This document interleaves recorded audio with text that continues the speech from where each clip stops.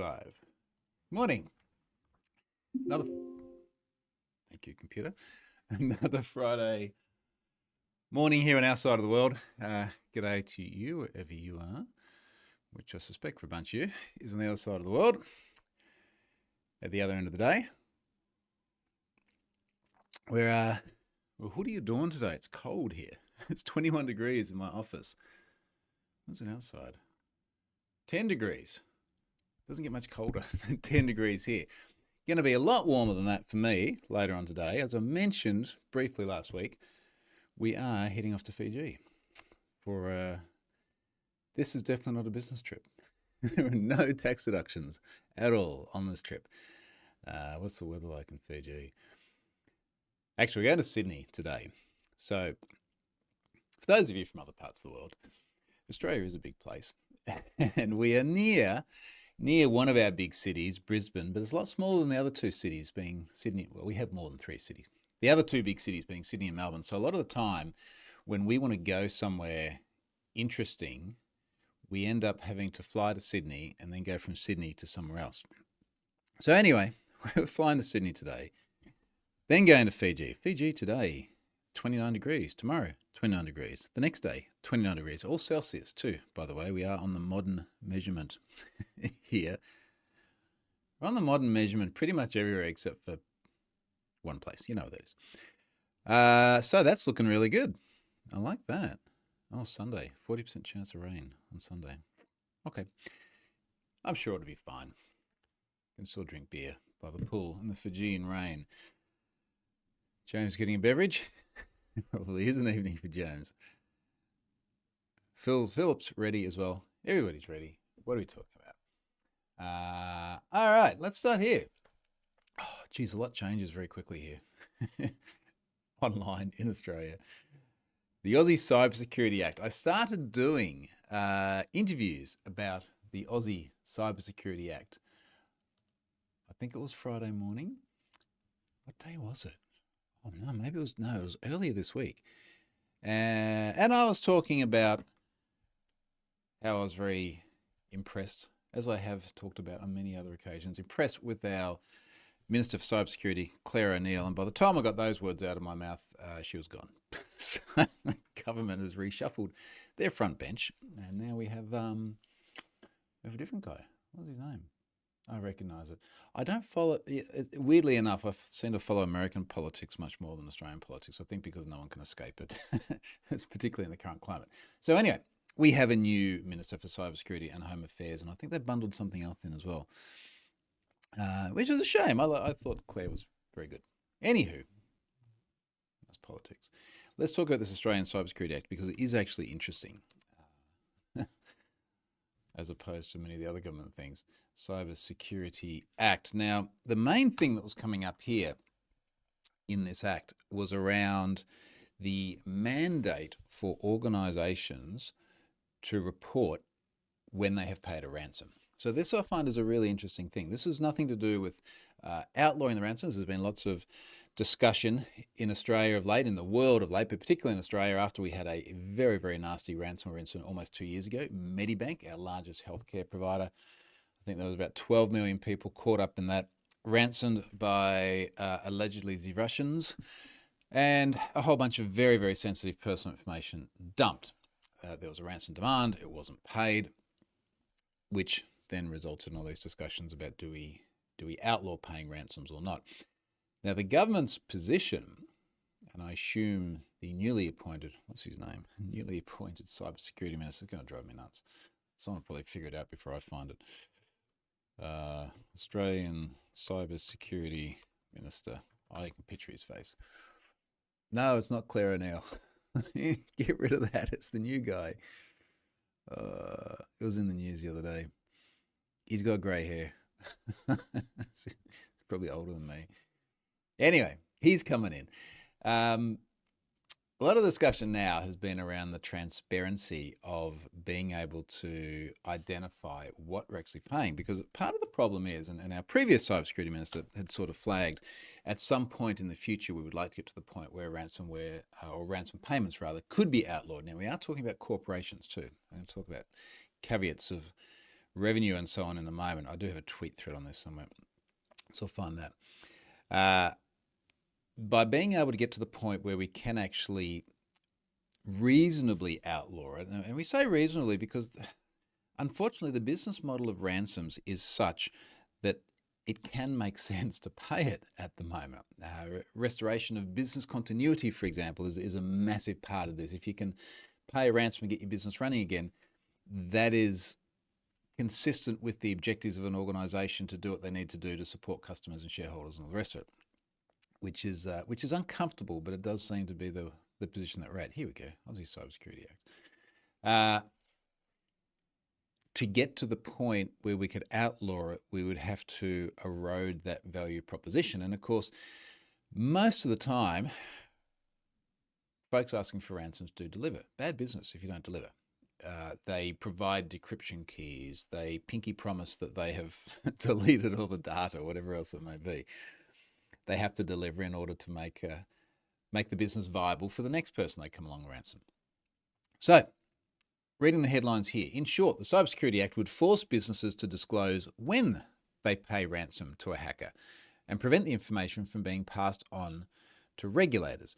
Now, this is sort of one of the interesting things here. So there's a carve-out which is around you will need to report, but by reporting, you're not going to get yourself into trouble. We promise you won't get yourself into trouble. We'll find the exact wording of that in a moment. The proposal is designed to lift the lid on a flourishing practice of secret payments, which in turn fuel further ransomware attacks. The government is expected to unveil the bill soon and hope to bring it before Parliament excuse me, in the next sitting. So we don't know the size of the problem yet. It's very difficult to address the problem and ultimately move towards the point where we can evolve the ecosystem to the stage where we can outlaw ransomware payments if you don't know how much is actually being paid in the first place. So this is good. It's Tony Burke, just remembered. Tony Burke is our new cybersecurity minister. I got that before anyone told me in the comments. Jamie's here from the UK. Yeah, we have political problems here in Australia as well, Jamie. It's not just you, mate. Tony Burke is a new cybersecurity minister. Right, so it's kind of hard to see a reasonable fault with forcing organisations to disclose that they have been ransomed when there is the provision for that information not to be used in further regulatory action. However, companies are not happy. Yeah, let's see if we can find the very, very point here at which they are not happy.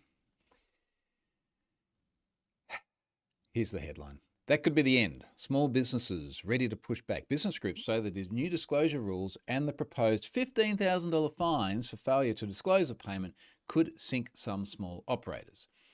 They are also pushing back against the decision to include businesses with an annual turnover of more than 3 million, arguing the threshold is too low. Now, 3 million Aussie dollars is about 2 million US dollars, just so that we can get everyone on the same page here. The point about that number appeared when we got our notifiable data breach scheme, 2018-ish. And 3 million was the threshold at which if you had revenue exceeding 3 million, you were within scope and you would need to report to the regulator if there was a notifiable data breach. It also puts you in the scope of other privacy provisions under our Office of the Information Commissioner. Now, 3 million as a number, I guess it depends where you are in life, sounds like a lot of money. However, I remember doing the numbers at the time, and it was about 90% of Australian businesses that had less than $3 million a year in turnover. And at the time, I was like, so hang on a moment, you got 90% of businesses just don't need to disclose if they have a data breach. Like that's nuts. Now, there are provisions in there which would cause them to if it was sensitive information such as healthcare data, for example. However, for the most part, think of all the businesses out there and all the things they do, and they don't need to report, 90% of businesses. So anyway, under this scheme here, we'd have to report the ransomware payment.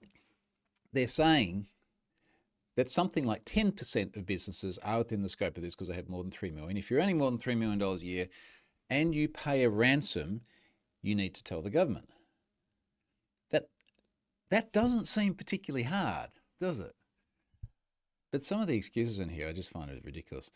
They might not know that they have this new obligation. It's like they might not know that the law has changed and that I sort of made the point in the tweet thread. If you take the entire scope of Aussie businesses, and I'm sure this applies in your part of the world too, let's say there are, for the sake of argument, 500,000 businesses in Australia. What percentage of those are getting ransomed each year? Now, it would be a tiny, tiny amount. In fact, to put it in scope of this, what percentage are getting ransomed and paying the ransom?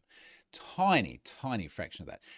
Being ransomed is an exceptional circumstance. Paying the ransom is even more exceptional again. I would imagine that if you were in that exceptional circumstance, you could Google, what do I do next? Or you could refer to some of the guidance that the Australian government already has, and I know is creating more of, around what to do when there is a ransom. And somewhere in there, you would discover that there is a law that says you need to disclose if you make a payment. That doesn't seem like a high burden when you're making millions of dollars a year. The ACCI, which represents large and small Australian businesses, supports parts of the bill, but argue the disclosure rule should only apply to companies with an annual turnover of more than 10 million. It's a nice round number, isn't it? You get the sense they didn't get to that in a very empirical, evidence-based fashion. It's too round. Why not 9,786,321.15? I'd be impressed if I saw that. I'd be like, someone's put research into this, probably. They've just pulled it out of their ass like I just did.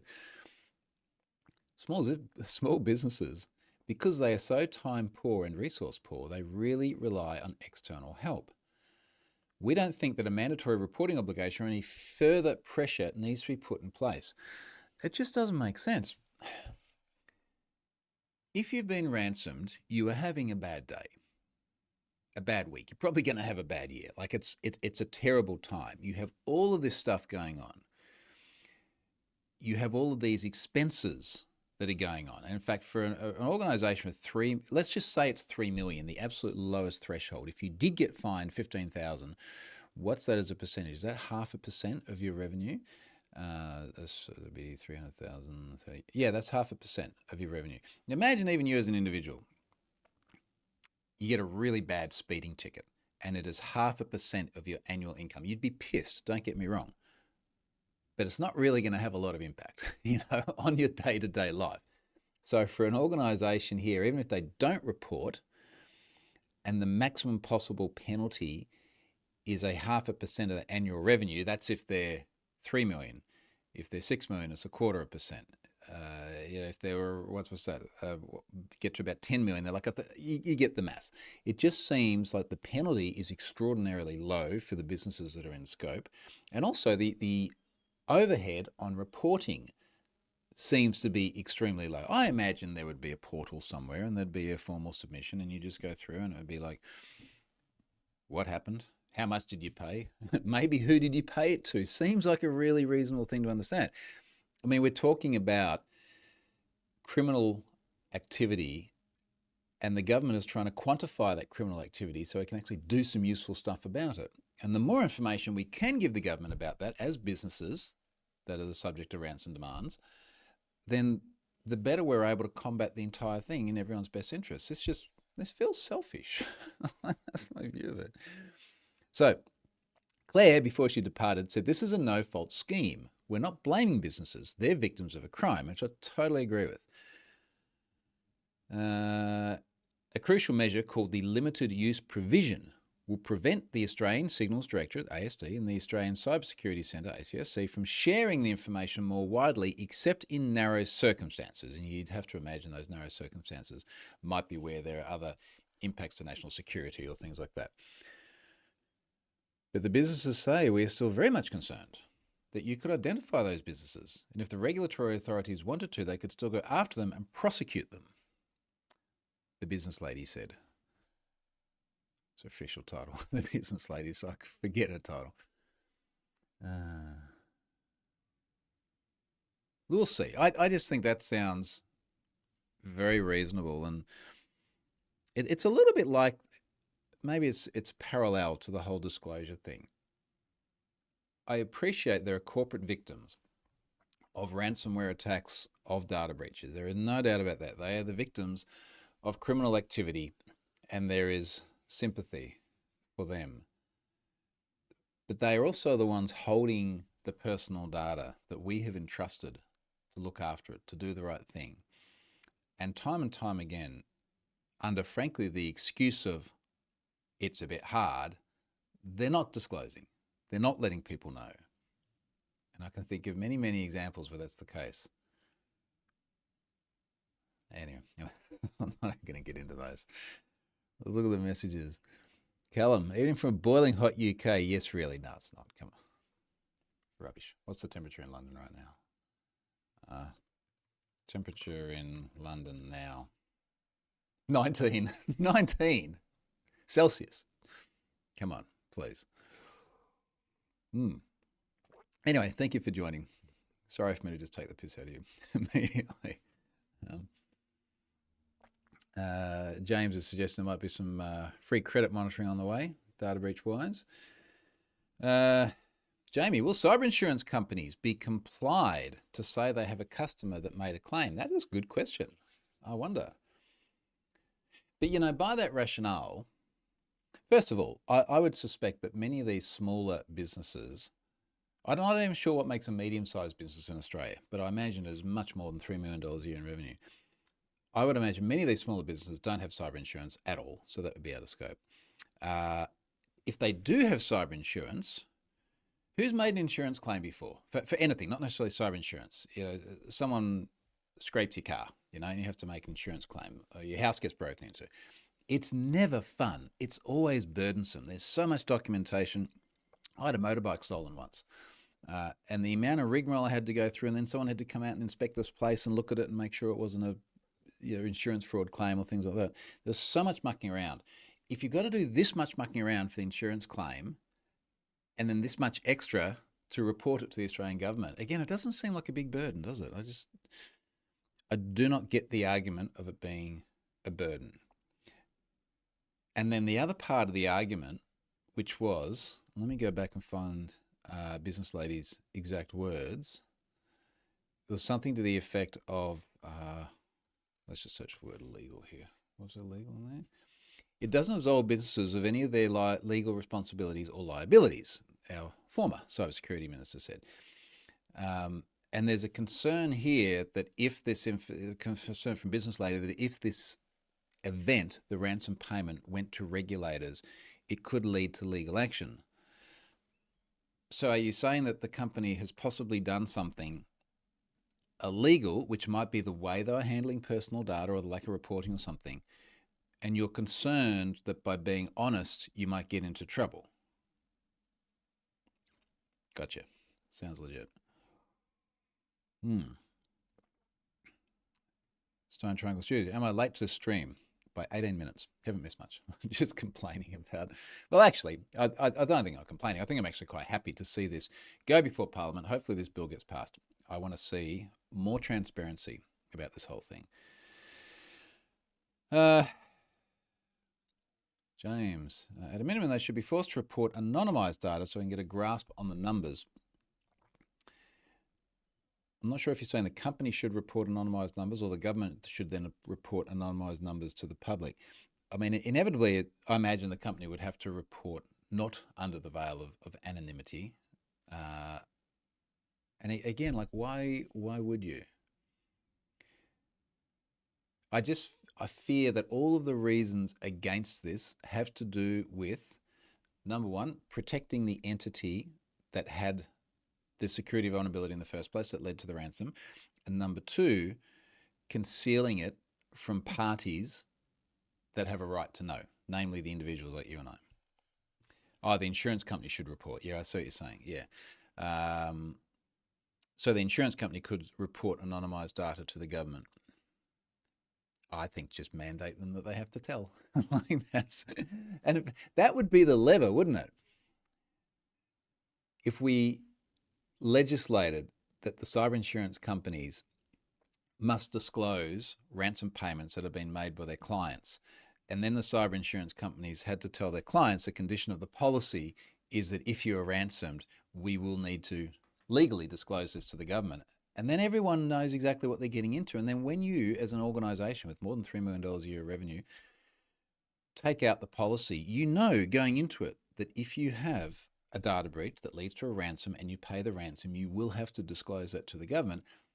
Maybe back at that point, you'll then start to go, oh, it'd be really good not to be ransomed. Let's invest a little bit more in the security controls required to not have a ransom event in the first place. That just seems win-win.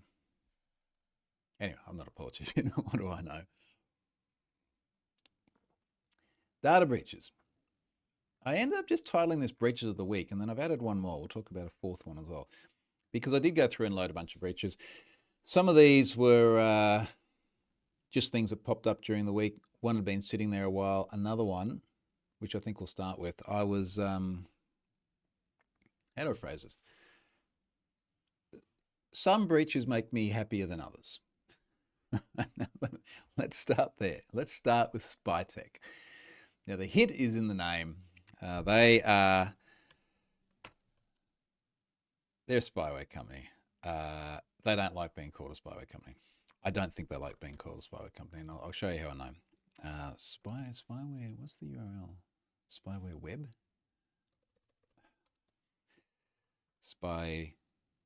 Is it Spytech? It is Spytech. Why did I say spyware? Spytech, find that. Now, there seems to be a bit of a recurring theme on Have I Been Pwned lately about, well, lately. All right, there's two of them recently, but there were the other ones before that, of spyware companies. MSpy went in recently, and I spoke on this podcast probably about 2 weeks ago about MSpy and the fact they got their Zendesk logs dumped, and there was a whole bunch of information in there about how the product was being used to surreptitiously spy on spouses, which is super, super shitty. And I made the point when I was talking about the video, I said, look, MSpy went to great lengths to talk about, only use it for legal reasons. When they responded to people who were like, hey, I'm trying to spy on my partner, they'd be like, well, just make sure you're not meant to do that, government regulations and everything. Okay, here's how to do it. Like that was sort of, they caveated everything. Spytech, not so much. So we'll talk about Spytech. Spy Agent, so they make multiple products. Spy Agent invisibly records everything users do on your computer. Invisibly. Our most popular and award-winning, I wonder if it's award-winning like MSpy was the #1 spy product in Australia, and there's a little asterisk, and you go down, it is our self-assessment. This is not an independent award. I read better, it's like that. Monitoring spy software for over 24 years, Spy Agent's unmatched feature set invisibly monitors all computer usage and internet activity. Combining over 20 essential computer monitoring tools with cloud and email-based remote activity log viewing, instant behavior alert notifications, come back to the alerts, and filtering and graphical top 10 reports, Spy Agent allows you to record, see, and respond to everything that happens on your computer. I'm guessing it's not your computer people use it on. Put your worries to rest today with Spy Agent.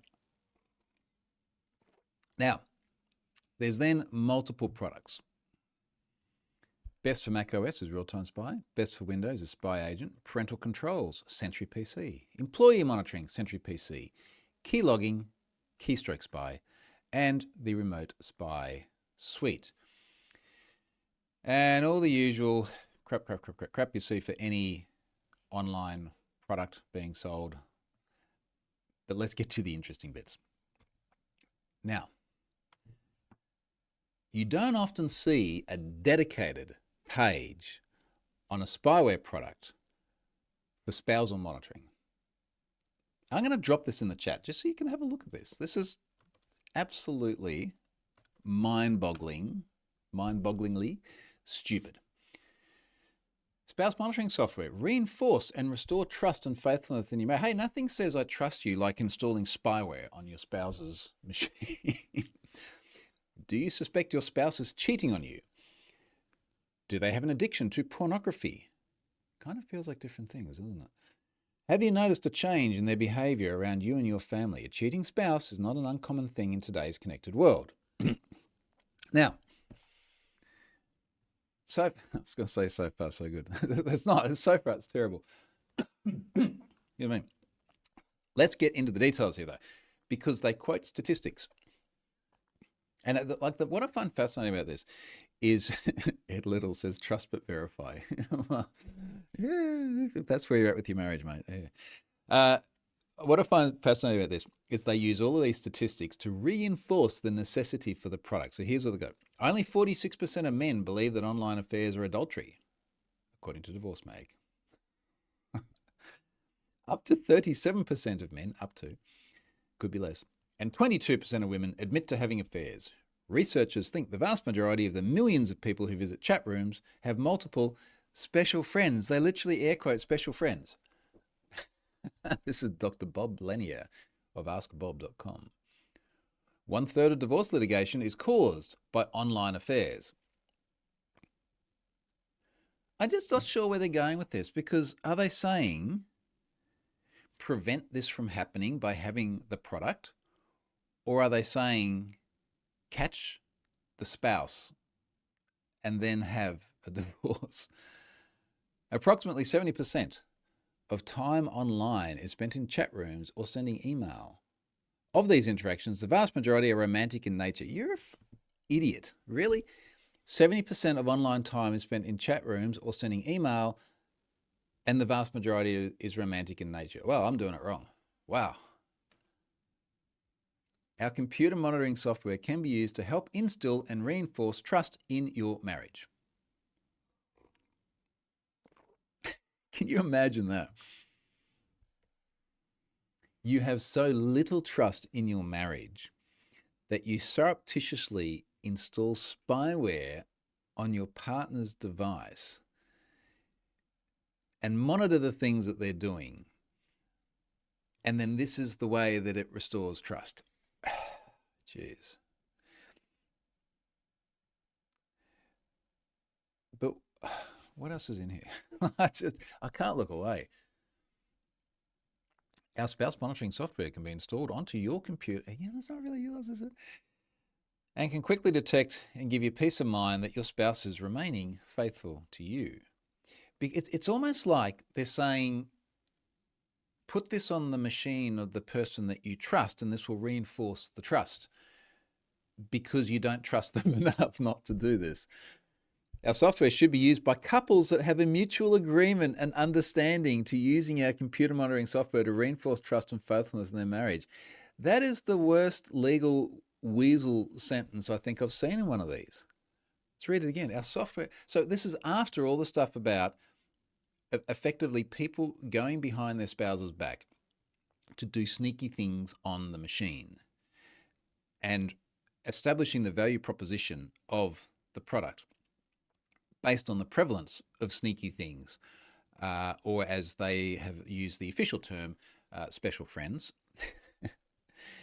After establishing all of that, it says our software should only be used by couples that have a mutual agreement. Our monitoring software can also be used to help spouses with a pornography addiction by holding them accountable as they strive to recover from their addiction. The monitoring spouse can use our software to keep accurate website usage logs so that the monitored partner knows that if they stray, their significant others will know. Instant email alerts and reports can be used for remote spousal accountability.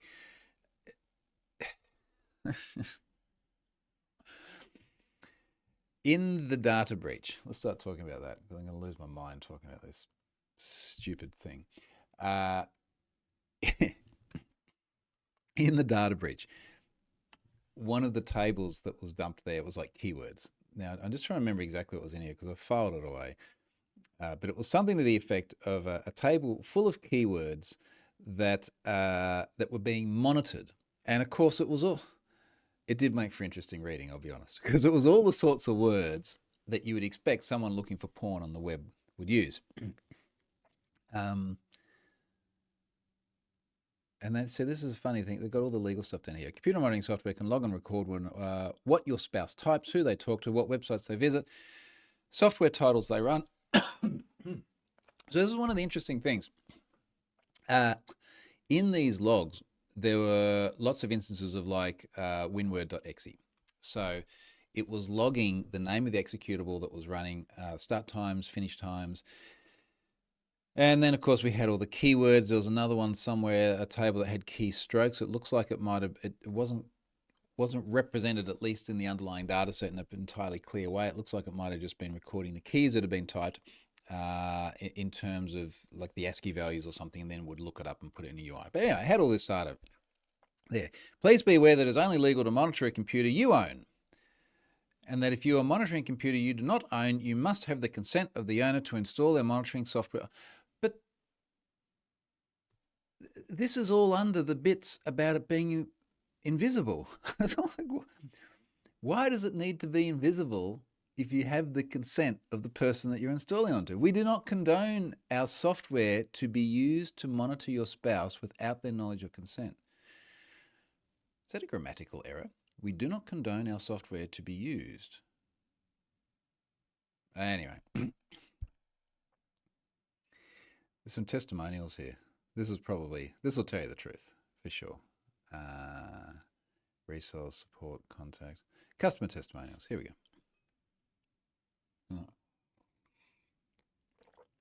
So, keeping in mind, all the bit about, on the one hand, making it invisible. On the other hand, get consent. Now, I'm just going to search for wife. On a side note, I set up and installed a spy agent for one of our radiologists on his home computer, and he was ecstatic about the control it gives him over his station and younger users with wandering eyes. It has allowed him and his wife to keep tighter reins on the type of use the family computer gets. Radiologist's home computer. Why does it matter he's a radiologist? It's his home computer. Control gives him a station younger. All right, so he's worried about his kids watching porn. First of all, there are other ways to do this. Many, many other ways. Second of all, they're going to watch porn anyway. So I hate to break it to you, but they will work it out. And all of these things, this is the other thing I was thinking about, all these things in here which are like, this can, allow you to monitor the partner with the porn habit. If you wanted, mind boggles. If you are the porn viewer and your partner, with your consent, because it has to be with your consent, has installed the software, and it's looking for keywords and so on, and you still want to look at the porn, but you know that the spyware is on your machine, you will find other ways. Like, this is not a hard problem. This is not a hard problem. Your software worked great. I found out my wife is sleeping with her boss and I no longer require your services. I'd like to have my membership cancelled. I'm not asking for a refund. Why would you put that in the testimonials?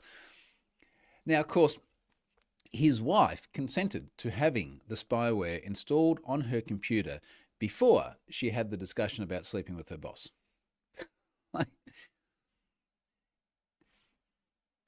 Monitor people invisibly. Make sure you get the consent. Hey, here's someone who found their wife. Thanks for your product, I was able to find out what was actually going on, and as a result, I'm leaving my wife. I can't thank you enough. I'm getting divorced, thank you. Far out. Okay. Let's make it even. What about husband? I believe your product helped us keep our youngest off drugs. Now, there's a whole thing here about identifying a child. It doesn't really say. Oh, no, he's 30. Maybe when our son is 30, we'll tell him how we knew. Oh, okay, but he's not 30 yet. There is a whole space, and this is like the one carve-out that I can throw a bone to spy companies on. It's when your children are at risk of serious harm. It's the one case where I can go, all right, it's a despicable model, but the alternative is worse. It's the only thing I can think of. Here's another husband. To whom it may concern, I want to let you know that your software was instrumental in my catching my husband at several things. First and foremost, he was viewing pornography that had very upsetting titles to me. Although not true child porn, oh shit, the titles included illegal ages. He's been hitting married but looking websites too. Once I knew the depth of what was going on, I copied the hard drive and sent the original to a computer forensic person. My 15-year-old daughter and I are on our way to exiting a potentially dangerous relationship. It does feel like information is missing. You have to feel it's more than she caught the husband looking at porn, and now we're escaping. Wow. Anyway, where were we? Data breaches. They're in there now. Only 5,600 unique email addresses. Very, very small, but a passion breach. A breach that I am obviously a little bit passionate about. The data also included websites visited, applications used, infected computer name was on there. Also the authenticated username of the logged in user. Obviously, it's the identity of who was using the machine at the time. Boy, oh boy. James says, if my car gets stolen, I have to file a police report or the insurance company won't pay me. It seems fair. There's obviously going back to reporting ransom payments. Seems fair they not pay companies unless they file a report for stolen data. I agree with that. I think it's a good analogy. More on the spyware stuff. Honey, can we have a chat about flowerpot 3254? Right for you. Does sending off some potential kids into a tissue with a little Aussie charm count as romantic? Theoretically speaking, you might have to disclose the spyware on your phone to everyone you communicate with if it shares messages that would otherwise be considered private. Yeah, what if it records? I'm quite sure there's no way at all, maybe a jailbroken iOS machine, phone. But yeah, if it did actually record, you're right. Stone Triangle Studios, any update on the alleged Trello breach? Yes, it's a repackaging of the scraped data that I put into Have I Been Pwned some time ago. So there's nothing new to see on the Trello scrape, which I do classify as a breach. But all right, so that we're at breach one. Ubook. Ubook is a Brazilian service. They had 700,000 accounts scraped and posted online this week. Data also included name, date of birth, and linked profile pic. Now, I probably rephrased that badly because it was 700,000 unique email addresses. What I found a little bit interesting about that is that only 59% of the email addresses were already in Have I Been Pwned. And normally when we have scraping incidents, I'm seeing upwards of 90%. And that's kind of interesting because it says that people are taking data breaches, the same data breaches that I have, they're taking the email addresses and then they're sending them, for example, to Trello and saying, give me the account details for this person. That's why we see more than 90% on a lot of these incidents. 59% is very, very low for scraped data. And it makes me think that maybe it's because Ubook is of Brazilian origin and maybe we're talking about a demographic that is not typically in most of the data breaches I've seen Have I Been Pwned. So it could be that.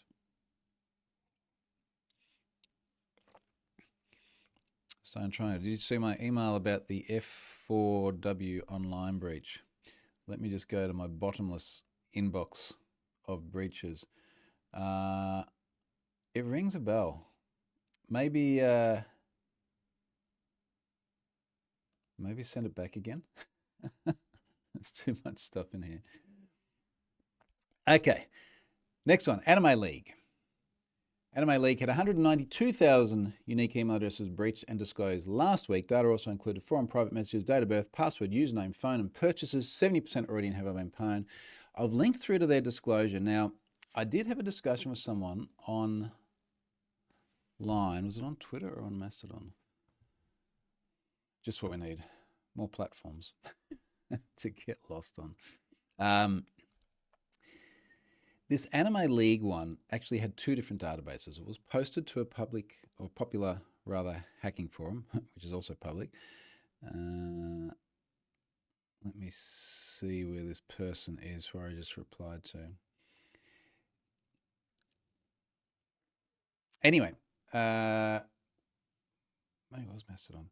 What seems to have happened here is you've got a combination of a PHPBB forum where a bunch of data is being dumped out of, and then you've got some event registration service. The event registration service also looks like you can buy some swag there. When you register for the event, it also looks like you can pay for the event via a variety of methods. Now, I was just a little bit conscious that their disclosure wasn't entirely consistent with the data.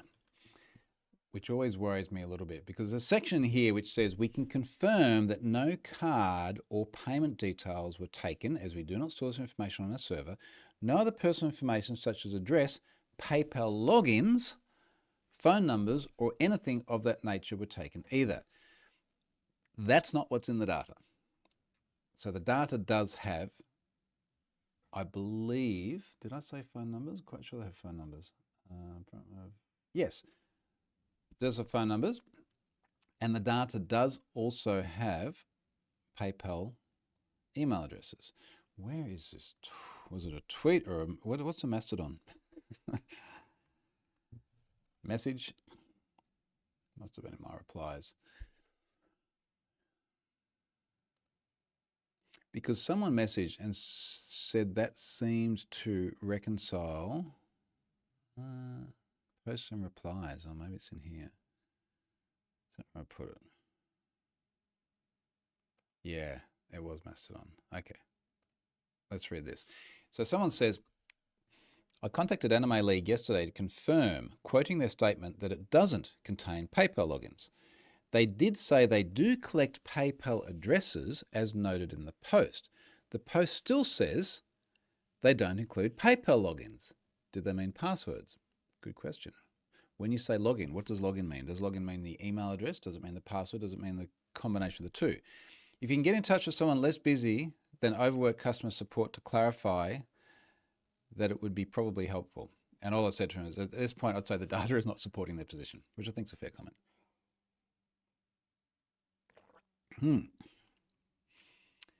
Now, Mikey says, the Spytech breach is not in my RSS feed. What's up with that?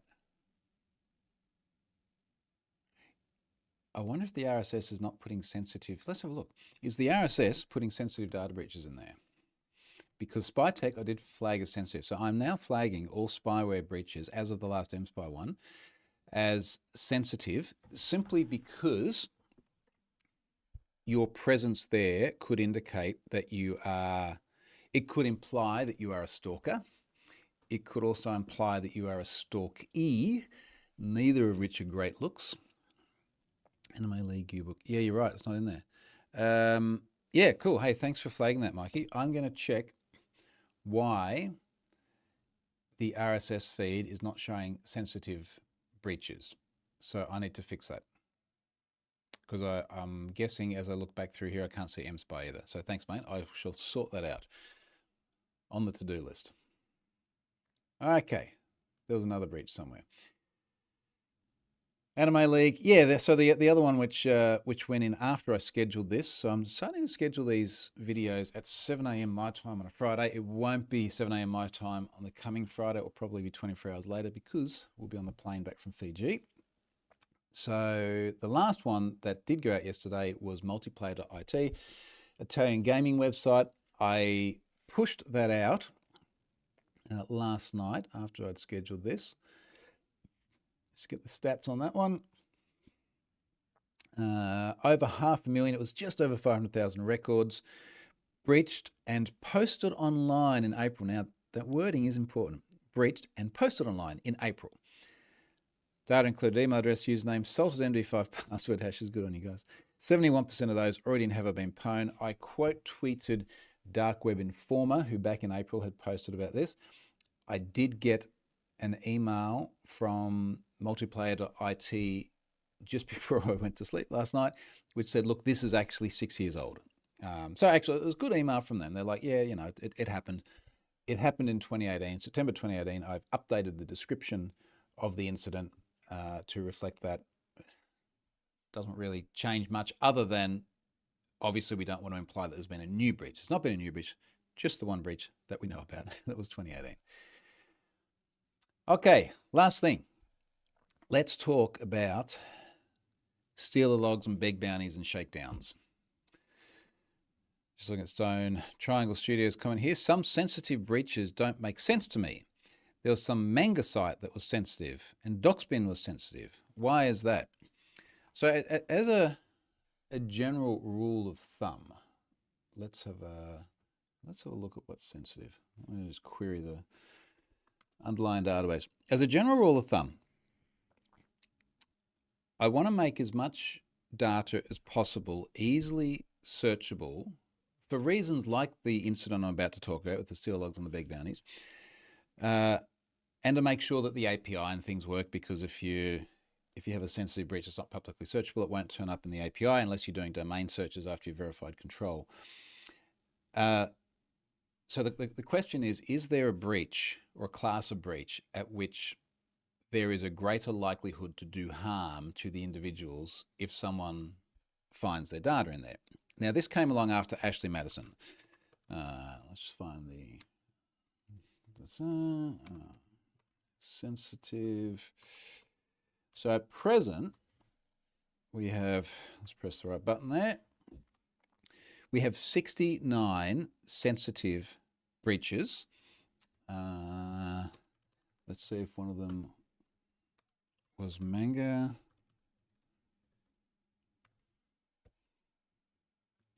Hong Fire is a sensitive manga breach. I'll continue my train of thought. Sensitive breaches came along after Ashley Madison, and the main reason there, in fact, I had the luxury of time because it was July 2015 where the impact team said, we've got the data. If you don't shut down 1 month from now, we're going to dump your data. Everybody knows what happened after that. So I had like 1 month lead time. And I wrote a blog post titled, Here's How I'm going to handle the Ashley Madison data. And that was when I said, someone being searchable in an incident like this, people will go and look other people up and they will imply things because it was an adultery website, but not everyone there was there doing adultery things right now. If you had SpyTech, you could know. Don't get SpyTech. There were people that had used it whilst single, and then later on and I didn't know all this at the time, while single, later on got married. There are other people who just say, yeah, I just want to have hookup sex. And they weren't in a relationship. So it would imply things that could be really damaging. Now, of course, we know after the breach went live that it almost became a sport. We had like radio shows here in Australia, like, hey, call in and then we'll look at these other shady sites to see if you're in the data breach. And they're like literally telling some lady on the radio. In fact, this was in the Netflix documentary the other day. Telling some lady on the radio, yeah, look, sorry, your husband's in there. And you just hear her losing her mind because her whole world's falling apart at that moment. There are people that killed themselves, or people that lost their jobs. Everybody got extorted. I mean, it was an absolute nightmare. So that was a case where that was the right decision. And then consequently, everything that is adult in nature, everything that's relationship in nature, even if it's not necessarily edgy, like Ashley Madison, people out there seeking relationships is a very personal thing. Medical stuff, sensitive for things like the Vastamo psychotherapy. So I don't want Have I Been Pwned being used as a vector to establish whether someone's getting psychotherapy treatment. Furries. When I first started Fur Affinity, I did not know what a furry is. There's probably people listening to this going, how the hell do you not know what a furry is? But the number of times I talk about this now in talks, and a lot of people don't know what furries are. I've educated myself. Originally, I didn't realize that there was some social stigma around that, and it wasn't sensitive. And someone's like, you got to make that sensitive, It's okay. I don't know what it is with Hong Fire that made it sensitive. What's the description say? Let's go to the Have I Been Pwned description. Who's been pwned? Continue to hongfire.com. Maybe not go there because I'm not sure what's there. The anime manga forum suffered a data breach. The hack of the V-Bulletin forum led to the exposure of 1 million accounts, dates of birth. I can't remember why I made that sensitive.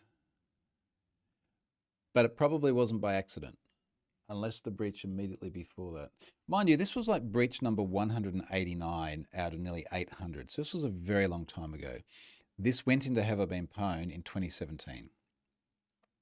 So I can't remember why that was made sensitive, but there would have been a reason for it. And to your point later on, yeah, DocSpin checks out, because obviously DocSpin is a place that's intentionally there to dox people. So that's a nasty thing.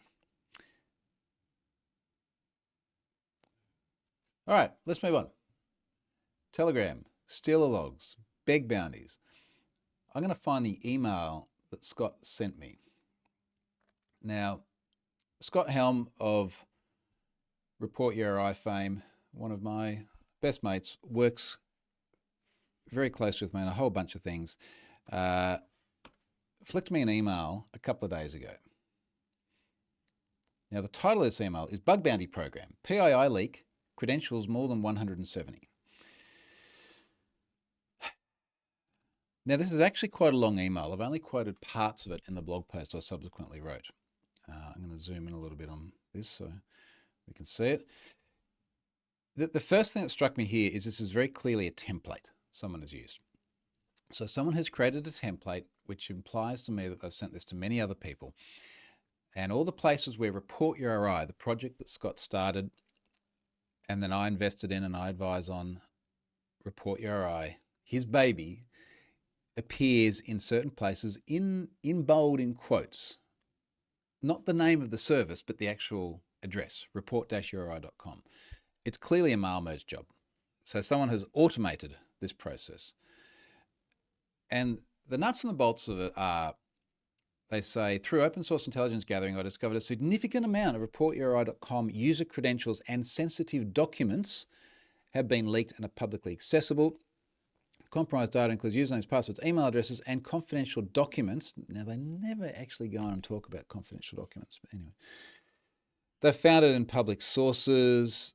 This mass leak of credentials provides a means for an attacker to gain unauthorized access to user accounts, exfiltrate sensitive user information, perform malicious actions while impersonating legitimate users. Now, just for a moment, like imagine Scott, who very much like me has started something out of passion, it's become popular, people have entrusted him with their data, and he's reading this. I haven't actually spoken to him, we've just been communicating online because he's doing other things at the moment. But his heart would have been in his mouth reading this, because mine would have been if I suddenly saw this. And then to make it worse, there's an attachment here called Report Your RI PII leak. And you open it up and it's full of email addresses and passwords. And if Scott had taken any of those email addresses to check if they're on his service or not, he would have found them. Now, just at face value, that would scare the shit out of you. Like, let's just be blunt about it. Because he's suddenly at the point where he's going, well, do I now have a notifiable data breach? And as I have said so many times, I would expect that he would disclose that if that's what happened. So this person goes on. Steps to reproduce, go to this particular location I won't mention, and effectively find the data. There's an impact assessment here. Note to trigger team. While this report may initially seem unrelated to our organisation, it's crucial to acknowledge that leaked credentials can be utilised to access our domains. Some of this doesn't even make sense. And then the guy's name and his email address, and then he's got a screen cap of where he found it as well. Now, this is a beg bounty. I've spoken about beg bounties before. Beg bounty being like a bug bounty, which many organisations publish, massively supportive of the idea of bug bounties. An organisation will publish it, will say, we invite you to come and find bugs. Usually there are rules of engagement and things you can do and can't do. And if you find bugs and you report them and you're responsible and you give us time to fix before you go public and so on, we'll give you some money. And then based on the bug and the organisation size, you get a different amount of money. Like, all that is fantastic. A beg bounty is when there is no bug bounty. And someone comes along and is like, I found misconfigured SPF records. Can I have money now, please? And that is what this is. And there is no ambiguity whatsoever that this is a beg bounty. This is someone asking for money, even though they haven't explicitly said, can I please have money? They've literally put bug bounty in the title. The word bounty is there. Their expectation is crystal clear. They have then gone on and talked about a PII leak. Now let's actually, just in case you haven't read the blog post, let's talk about where this has come from. This is stealer logs. So this is data that has been obtained by malware running on infected machines, and people have then gone to many different websites, including Report Your RI, and they have either registered or logged on, and the data has been snared on entry. And that is it. That is the entire scope of the entire thing. This is what we're seeing here. It's data that was entered into Report URI, but not taken from Report URI. It was taken from the infected machines.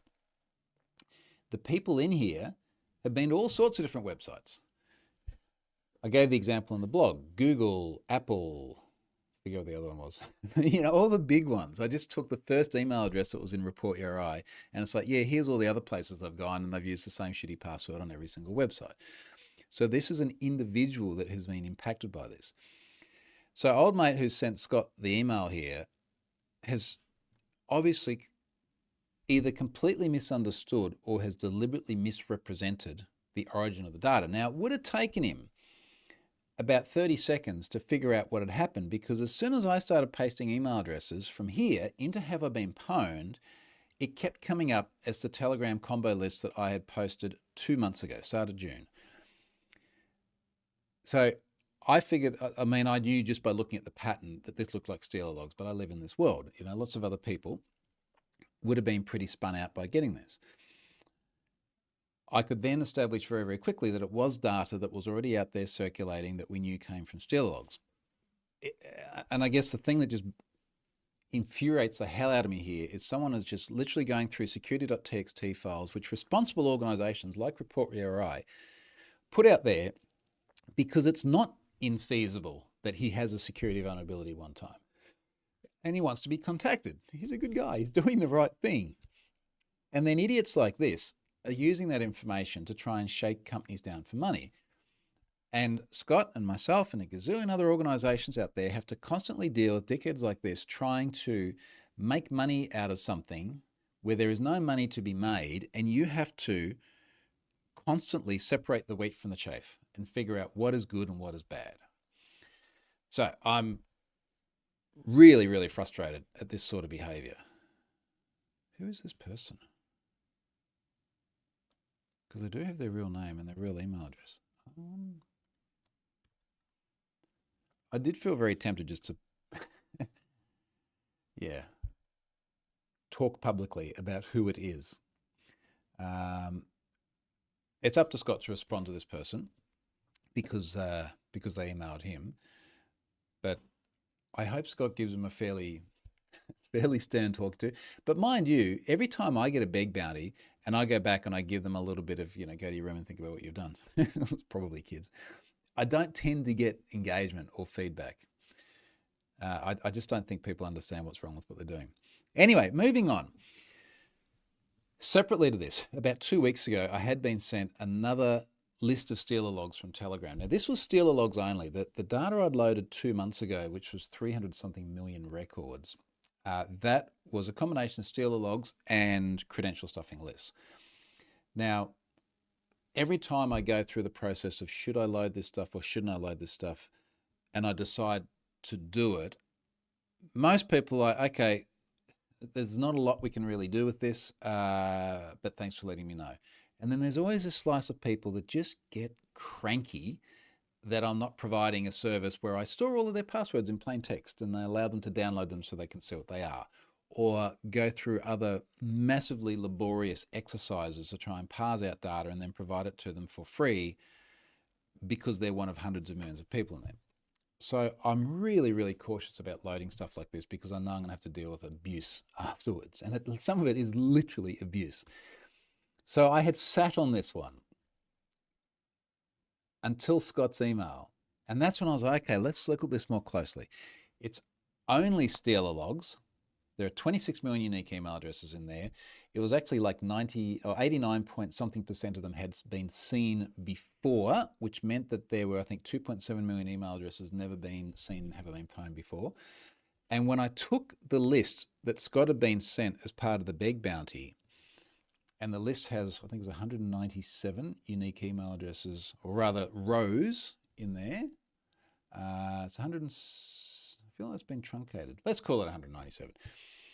And then I went through and I looked at what was in that original Telegram data set, like 160 or something rows were in there. But then I looked at the new one and it filled in that gap just perfectly. So what became obvious is that the combination of these two data sets together is what this character here was using for the big bounty shakedowns. So I loaded the data. Now, fortunately, I haven't woken up to a stream of abuse. I was worried about that. There's always a little bit more activity when I do load any data breach at all, which was there, but there were no problems, thank God. But yeah, that was the story. That was the big bounty around the Stealer logs. The last paragraph of the blog post I wrote on this, I said, look, there is an opportunity here to do something good. And I'm not quite sure how to make the most of the opportunity yet. So I'll put the question out to everyone here, either in the chat or later on. Send me a message. When I loaded the Telegram stuff a couple of months ago, I had several organizations reach out and make requests for data. And for the most part, when this happens now, it's just like file, because I get them all the time, like last night. But one of them in particular was quite interesting because it was someone from our corner of the world running a business.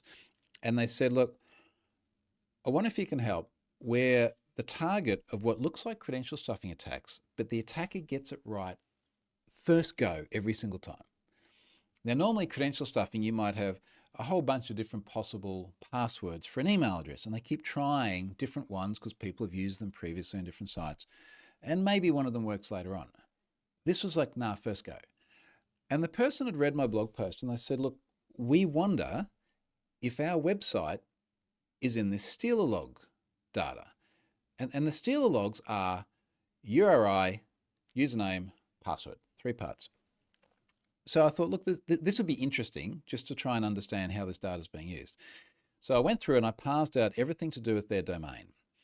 And I grabbed the email addresses only. And I had to give this a lot of thought too, because I'm like, what this guy wants is he actually wants me to give him other people's email addresses so that he can try and establish whether they're the ones that are having their accounts taken over.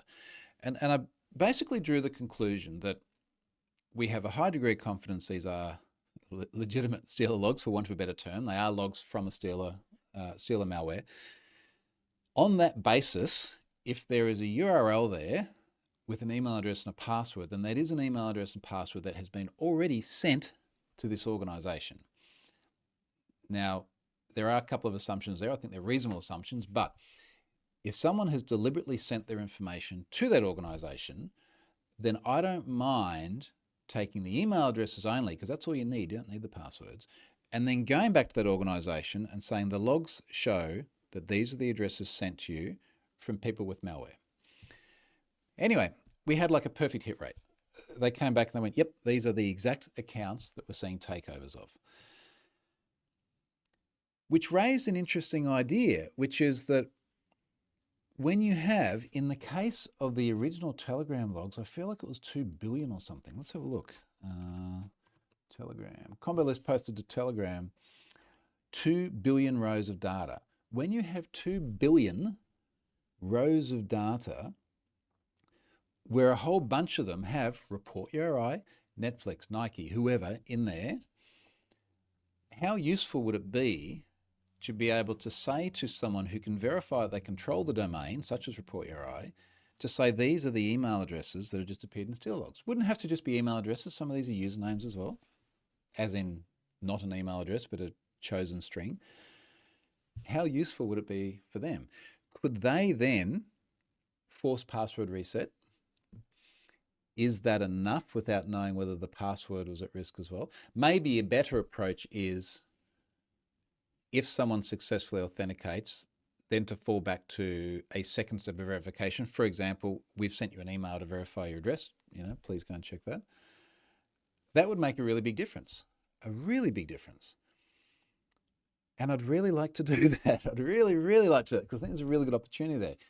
My hesitation is a combination of the parsing effort to get all of this data out, creating the constructs within Have I Been Pwned to store this, then of course creating the constructs to receive it, because you can imagine for the likes of, say, Netflix or Gmail, there's a lot of data that's going to be sitting in there. Then creating the interfaces and the UI and the whole UX about how to do it, then thinking, does it tie into the API ecosystem? Then figuring out if it relates to domains that we have commercial subscriptions on, what's the commercial impact of that? And all of that has to be, if we get over the privacy concerns, which dealing with one small company in this corner of the world is much more manageable than dealing with all of the companies all over the world. And then I have 2 corpuses of data at the moment. Is there going to be more? Should we be looking for more? Should we be monitoring this sort of thing? We're backlogged. We're massively backlogged. Stefan doesn't come on full time for about another 2 weeks yet. And then, then we'll start to get on top of this. So I'm just interested in thoughts on this. How useful would it be? How we can address some of those privacy concerns, parsing concerns, and what about the pipeline of more data in the future? So that's what I'm thinking about. I think it's like everything that's ever been pwned. There's an opportunity to do something good and constructive and proactive with the data. And I'm trying to figure out how to make that work. Look at the comments. So Triangle Studio says, Cyber News Data Breach Checker actually doesn't have a sensitive breach system. You can search any person's email. If they're an Ashley Madison, it will show you. Yeah, and the thing is, it's up to everyone to decide how they do this. Now, there have been lots of services that have been much more liberal in the way they make data searchable. And if we look at the entire spectrum, and I'd like to think that Have I Been Pwned is on about the nicest end of the spectrum, and then on the nastiest end of the spectrum, there's been, let's say, search for my personal details, pay some money, and then get everything that was in the breach. My email address, my date of birth, my home address, my phone number, my cracked passwords, because I had some really shitty ones many years ago. I've been on the internet for 30 years. I've got a collection of stuff there. And then there's everything in between. And it's up to everyone to decide how they want to position their service. And I don't even know how many there are, if I'm honest. I don't pay a lot of attention. I know there are some. I would argue that Have I Been Pwned has been successful. And I think a lot of why it's been successful is that I've always erred on that side of being more privacy-centric and more cautious. Now, there are still people who say, well, for argument's sake, there shouldn't be any public searches. You should always verify email addresses. And only the people that own them can search for them. Now, there's a whole bunch of reasons why that doesn't make sense. Perfect example is this steal a log thing. If old mate doing the beg bounty had have actually used the public service to actually figure out these email addresses from steal a logs, maybe this wouldn't have been no, he just wanted money. He would have done it anyway. But it's used by the likes of customer service departments. Well, this guy who reached out to me and was like, look, we're seeing all of these email addresses that we're checking on Have I Been Pwned. They're the ones that we're seeing taken over on our service. Anyway, good reasons for why I've decided to do it as I have. So I get your point here. There are other services that expose more information. They have chosen a different path. This one's working well for Have I Been Pwned, I think. Okay, folks, I'm going to wrap it up there. I'm going to get myself some breakfast, get organised, go to the airport, go and have a nice holiday. I will be posting photos, assuming it looks awesome. I think it'll look awesome. Maybe I should take my GoPro. Get some nice diving photos or something. All right, thanks for watching. I'll see you in about 8 days from now once I'm home. See you, folks.